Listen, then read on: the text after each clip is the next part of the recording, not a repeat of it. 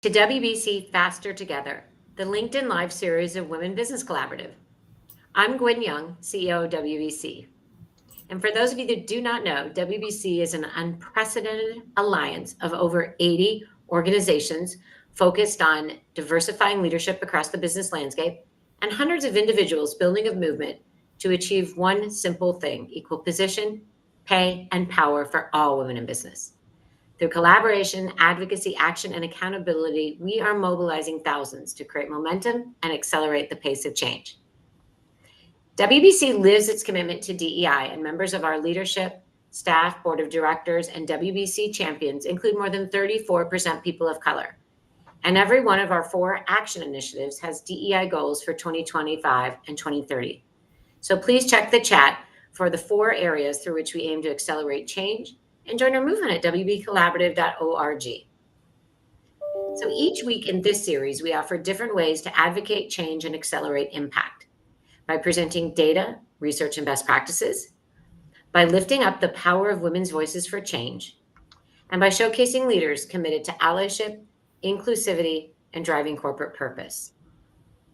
So more than ever, organizations are being asked to manage the needs of a multi-generational workforce. We have 5 generations in the workforce right now. So as companies develop policies and programs to support the diverse expectations of their teams, and employees are making the decisions to remain in the workforce, the needs of older workers are not always taken into consideration. Older leaders, and in particular older women, have unique needs, and companies must be committed to crafting benefits and programs that support the aging workforce. Healthcare, caregiving needs, and age discrimination in the workforce are critical issues that companies must be working to address as part of their inclusion, equity, and belonging strategies. So today I am delighted to be joined by Carly Roskowski, Vice President, Financial Resilience and Programming at AARP, and Heather Tinsley Fix, the Senior Advisor for Employer Engagement at AARP, for a discussion on how businesses can be intentional in supporting their aging workforce and engaging older generations. Carly and Heather, welcome. Thank you. Gwen. Wonderful to see you all today, all of us in Washington, D.C. So why don't we set the stage, Carly? You know, we know that more and more workers are opting to stay in the workforce longer for a variety of reasons, but this means that organizations have to be thoughtful in their approach to support these leaders. What is AARP's research showing are the key issues that are impacting older generations in the workforce? Yeah, thanks, Gwen. Our research is showing that older workers more than ever are rethinking their priorities and want jobs that are both meaningful and not just a means to a paycheck, right? They want that work-life balance, that flexibility, but they have a growth mindset and still want to learn new things and be challenged in the workplace, have a lot left to give. And as we're seeing more and more people working longer, living longer, as our aging population in this country continues to grow, more and more employers are looking to be creative and diversify benefits and support the changing demographics of the workforce.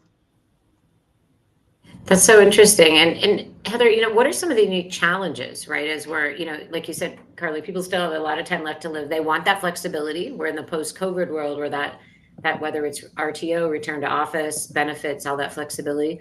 What are some of the challenges that the older generations are facing? Yeah, so thank you so much, Gwen, for having us. We do hear, unfortunately, that age discrimination is sort of stubbornly still with us. You know, we hear from employers lots and lots of positive intent, and I think it's not a matter of intent, right? There's sort of a disconnect between what employers want their cultures to be like and what workers tell us the culture is like. And so we survey workers 45 plus about every 2 to 3 years to sort of track their experiences with age discrimination, and it tends to hover around 60 to 64%. Our most recent data, which is from January of 2023, is saying that 64% of workers over the age of 45 have either seen or experienced it themselves, age discrimination in the workplace. And when you break that down across different aspects of identity, it tends to go up. So women, for example, in our latest survey, 67% of them have said that they've either experienced it or witnessed it. And that's in a contrast to 62% of men. So it's higher for women. And for people of color, back in 2018, when we did this same research, 77% of people of color said that they experienced it versus 59% of white men. So it's definitely something that impacts everybody. It impacts people, and I want to mention this as well. It impacts people who are late in their careers. It impacts people early in their careers. There tends to be most concentrated on either end of the age spectrum. And we really believe that, ageism is ageism, even if it's directed towards younger groups. So that's something that we really want to bring awareness of and fight against. But the other challenges, I think, to going back to kind of a general question about challenges for older workers, is sometimes they're really feeling sidelined and kind of, not included in the most innovative projects, possibly passed over for promotion, and they're lacking navigation in terms of what skills they need to acquire. As Carly said, our research shows that they are very interested in and willing to upskill, but sometimes they're not getting that cultural nudge from their company that they want those mid and late career workers to upskill. And that's something that we tend to associate growth with youth, but growth actually doesn't stop throughout our entire lives. So those are some of the challenges that those workers face. And I can speak a little bit more about women as well, if you like. And I would just add too, Gwen, that another barrier for older workers is that we tend to see, and the data shows that older workers tend to have a higher rate of long-term unemployment. And so it's taking them longer to get back into the workforce. And then there's employers that sometimes have a bias against the long-term unemployment. So they're working against multiple barriers to get back into the workforce. There might have been reasons for the long-term unemployment, but we see, and the data shows that it takes older workers longer to get back into the workforce or finding a job. And research shows that about 10% of older workers who do get back into the workforce are making the same or more. And so that other 90% are making less than what they made before, which can impact their quality of life, as well as, their financial stability for retirement and other things. Almost like that double bias, and that plays out for women as well. So it impacts. And then I love that we were talking earlier this week in a forum we had with our corporate sponsors about that learning continuously throughout your career and growth, and even sort of later on in your career from an age perspective, or later on in your career from a level perspective, there's still that ability to learn, grow, be curious, and develop your skill set. So it sounds like that's a bias they're facing, not getting the good projects, or like you said, that nudge to skill up. Perfect. So what are we, as we talked about thinking about that, and we're talking about, this, I said it was 5 generations in the workforce, right? And each generation has sort of different experiences about, either what the workplace should be, what the culture should look like, how can younger, leaders and younger people in the workforce help build those cultures and help kind of understand what maybe the older people in the workforce are facing? Yeah, so I think first of all, it's about awareness. It's really important to understand that people's identities sort of gel around 25, or that we tend not to think of ourselves as older than that in our subconsciously, right? So it's important for younger folks to understand that their colleague who's 60 is not thinking of themselves necessarily as what the younger person thinks a 60-year-old should feel like, right? I also want to point out that, and I love to tell this story. I was at a conference once and I was talking to a recruiter, and she was like, "Oh, why is AARP here?" And I told her why. And she said, "Oh, I guess that's right, because one day I'm going to be 40. And I know, I love it. And I think that's, that's a realization that we all come to at some point in our lives, that we are going to age. And so you don't want to be espousing a worldview, ageism, that's going to eventually trap you in that logic, right?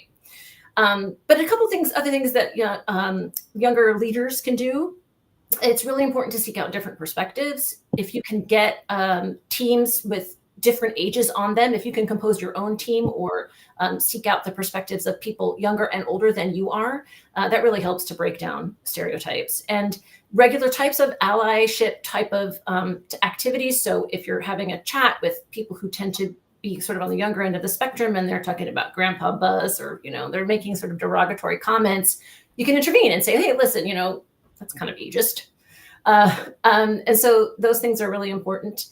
And then I just wanted to also note that we have a tendency to think of jobs and opportunities in a zero-sum capacity, right? So if you're in a leadership position above me, I'm waiting and waiting and waiting for you to retire so that I can take your job. And there tends to be, we need to get away from that model of thinking. We need to be more expansive about our understanding of opportunity. There's a lot that older workers can teach younger workers, and there's a lot that younger workers can teach older workers. And so we need to think of it more as partnerships and building networks. If you had someone who was in a director level above you who was younger than you are, you probably wouldn't think that that person should retire to make way for you, right? But we tend to think that of older folks. And so that kind of disconnect is, again, just something to bring into awareness. I love that. And I'm wondering you talked a bit about skilling up, and there's innovations in the workforce. We were all talking about sort of AI before we got in here. It also seems like those creates opportunities to either, kind of move somewhere, or other opportunities where you can sort of coexist in the workplace, but still have leadership positions. Are we seeing some of those changes and conversations happening?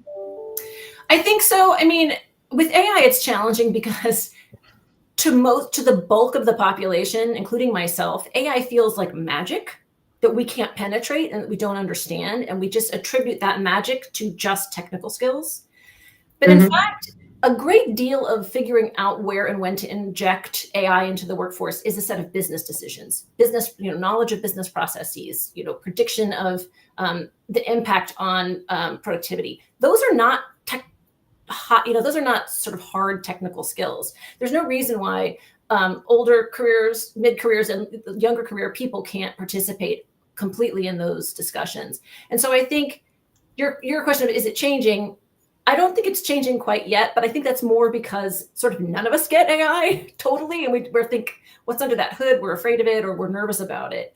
But I feel strongly, and I think AARP feels strongly, that everybody needs to be at the table, because this is a massive revolution that we're on the cusp of. And if we don't all come to the table together to figure it out together, we can have big chunks of the population left out. No, absolutely. I think that's important. And so it sounds like we're, sort of driving conversations and understanding from the older and younger in the workforce, kind of what it looks like from everyone's perspective, but learning from each other, right? Absolutely. Yeah. And that's something we hear. It's just lovely to hear. Every time we talk to people about mentoring relationships, it is every person says, I learned something too. So it's great. Absolutely. Carly, I want to kind of bring you back in and kind of in a different angle, right? So many people kind of farther along in their career might think about their second act, or I hear the thing portfolio career, that sort of thing. But what are your observations? And especially, women, because that's where Women Business Collaborative is focused on women of color. What if people want to sort of shift their values, go to the mission driven, shift an industry role? What are you seeing is happening right now? Yeah, so going back to the research we talked about earlier in the conversation that we did in January of 2023, it shows that the flexible work-life balance were key pieces of value that older workers and all workers want out of their careers post-pandemic. And among the folks that we surveyed, they wanted to spend more time on personal goals. They wanted to take time to relax. They wanted to reduce their stress levels. These are the things that were rising to the top from our survey. So they're really reprioritizing how a job fits into their life instead of how their life, surrounds their job. Yeah. And so they are like removing unsupportive people from their lives. They're spending more time on their career goals, and they're seeking out new sort of personal support systems. And so what we're seeing is that the emphasis on the work-life balance is giving this bigger need for flexibility among both women, well, especially women, but also women who tend to take on caregiving roles. And so as a lot of us who are in this sandwich generation who are taking care of aging parents and also still taking care of younger children, there's this emphasis on women taking and starting their own businesses, the entrepreneurial route or non-traditional job route, like the gig and independent work that has become increasingly common. So our research showed that more than a quarter of older workers, about 27%, are doing freelance or gig work. And that number is higher for when you look at just the 40 to 49 demographic at about 32%.